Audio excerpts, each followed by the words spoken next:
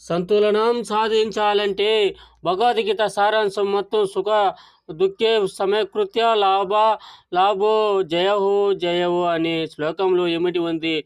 సుఖం దుఃఖం లాభం నష్టం జయపజయాలను సమానంగా భావించినప్పుడు యుద్ధం చేసిన పాపం అంటారని అర్జునుడితో శ్రీకృష్ణుడు చెబుతాడు. ఈ సమత్వాన్ని ఆ యుద్ధ సంధానానికి కాకుండా ఇతర కర్మల విషయంలోనూ అన్వయించుకోవచ్చు. మన కర్మలని ప్రేరితమైనవి. ఈ ప్రేరణ కర్మలను అపవిత్రం లేదా పాపమయం చేస్తుందని ఈ శ్లోకం చెబుతుంది. కానీ సుఖం లాభం విజయం లాంటి వాటి నుంచి ప్రేరణ పొందకుండా కర్మను ఎలా చేయాలో మనకు తెలియదు. ఆ విధంగా శ్రీకృష్ణ అర్జునుల సారాంశం ఉంటుంది.